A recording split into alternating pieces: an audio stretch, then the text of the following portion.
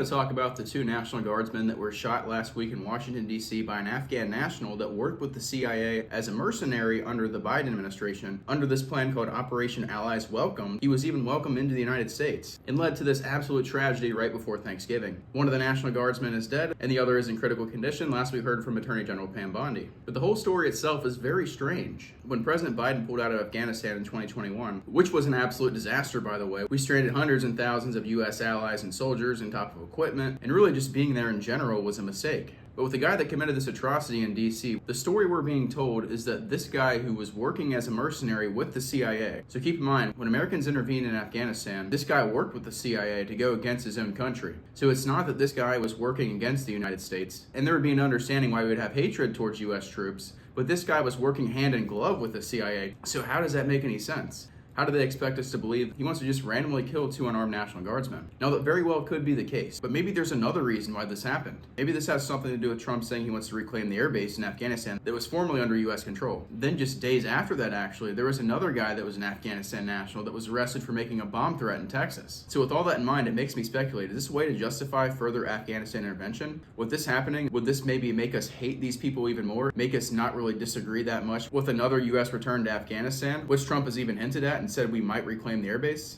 I don't know. That's a possibility. But what we do know that's happened in light of this, Trump has actually came out and been more stricter on immigration and saying that we shouldn't accept immigrants from third world countries and possibly talked about remigration. Now, do I think he's going to follow through with this? Absolutely not. I think this is likely just a way to cater to his base to make them think that he's actually going to do this because his approval rating is at like 36% and 25% among independents. If you guys haven't noticed by now, Trump is the king of saying he's going to do all this stuff, he's going to make all these things happen, and it just doesn't happen. If you look at his track record based on the things that he promises and the things he actually does, it's just like you almost can't really expect very much. And that's why my expectations with Trump isn't very high with a lot of things, and especially this. Like when he says something on True Social about remigration, we're going to send all these third worldists home, we're not going to accept any more immigrants. I really know you're not going to do that. He took money from Silicon Valley. Just a few weeks ago, he said he's going to expand H-1B visas. He said he's going to allow green cards to be stamped on diplomas.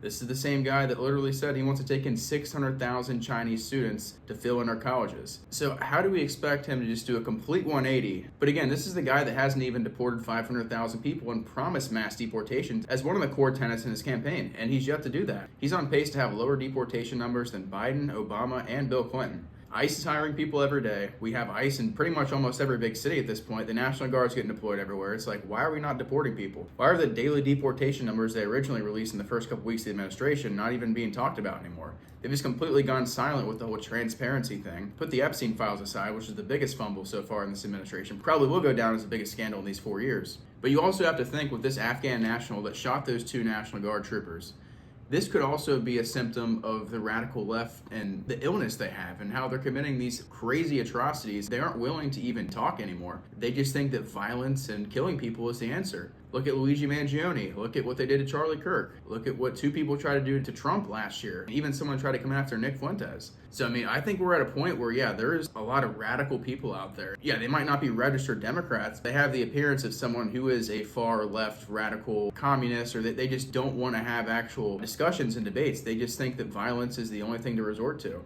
And that's a real problem. We've seen a lot of that. That's not up for debate. There is a rampant issue, especially in the past couple years, mainly since COVID. I don't think they're thinking at all. They just immediately resort to picking up a gun, acting on their emotions. Maybe it's like an IQ deficit. Maybe it's something to do with the COVID shots.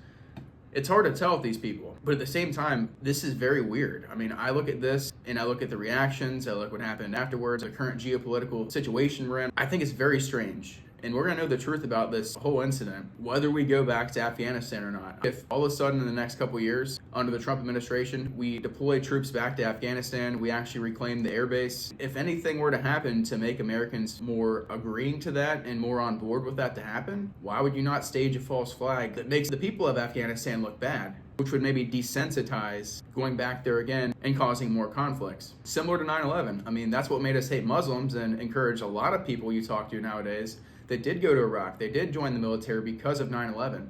because they thought that radical jihadist Muslims were going to take over the world. You have to pay attention and watch this through and see what the reaction to this is, because I think that's going to tell us a lot. Again, this might be nothing. It might be just a crazy coincidence and a symptom of the radical left just acting out of violence and acting on their emotions. This could also be maybe some sort of CIA plot. I mean, this guy was a CIA mercenary, and the fact that he would just retaliate against the Americans who he was working with against his own country. Like I said, if we go back to Afghanistan, I think that tells you the answer. It's going to justify for us to do that again. And I think that's what we've seen a pattern of in American history. We have these mass crisis events to try to bring us together as Americans as a common cause to go against somebody else. And more times than not, it always works. I mean, just look at history. It always repeats itself. That's my take on that. I think this whole thing is terrible. You hate to see it right before Thanksgiving. I mean, that's two families that had to deal with this. I pray for everyone who was involved in that and affected by that, and I pray for our troops today. These guys are some of the bravest people we've ever seen, especially ICE, our troopers overseas. These are some crazy times. I mean, everywhere, globally, domestically. I commend every single one of them for doing what they do. And on a final note, it is possible that because Afghanistan is close to China, maybe this is a way for Trump to go back there. This would allow them to counter China. Think about it.